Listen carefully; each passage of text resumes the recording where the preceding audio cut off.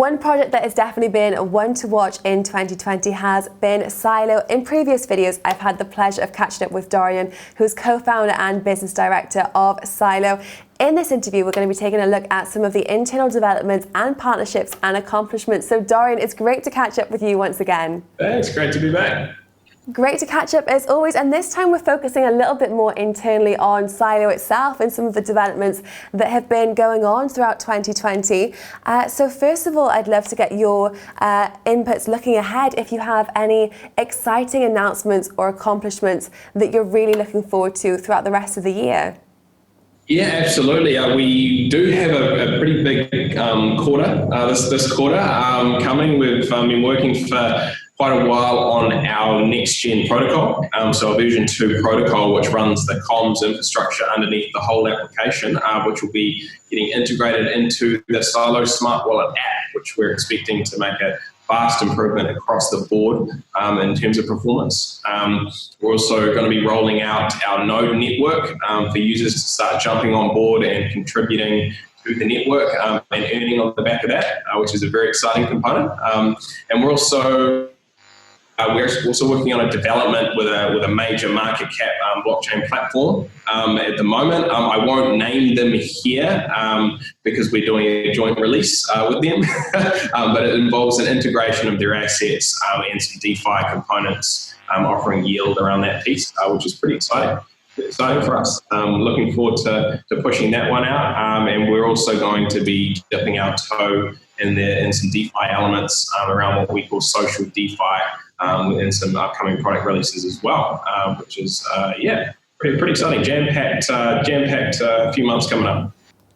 It sounds like the team have been very, very busy in 2020, and it does make sense now when we've talked about our previous interviews that I'm sure a lot of our viewers that are watching now can watch on your YouTube channel and website. But our first interview we spoke on decentralized finance and the true potential, and the second on kind of social media platforms and communication tools. So it really seems like Sylo is working on decentralized communications, integrated wallets as well. If you had to explain for our viewers that might not have seen the previous interviews, an overview of Sylo, what would you explain it as? In a nutshell, for those that aren't familiar with us, we're essentially a private messenger combined with a crypto wallet. But there's a lot of fundamentals going on underneath. We're very, very focused on decentralization and providing the communication capabilities and value exchange without creating a centralized framework which has incentives to do things like collect data, exploit privacy, impact funds. It's really giving it to a user. It's a messenger and a non-custodial wallet. So it's very much giving that back to the user and letting them interact and exchange value on it. At a really fundamental level, we built this from the ground up with that intention, trying to solve some of the problems with the centralized model. And it's already up and running as well and available on the App Store for people to look in and check out if they haven't yet already. So 2020, it seems like the team has been very full on. You've got a lot of work done. You've got more to come by the sounds of the announcements that you're set to be making in the near future. Do you have any personal highlights for you and maybe other members of your team throughout this 2020 that have really stood out for you and Sylo? Yeah, absolutely. And one thing is absolute massive credit to our team. Obviously, COVID and this whole situation's happened this year.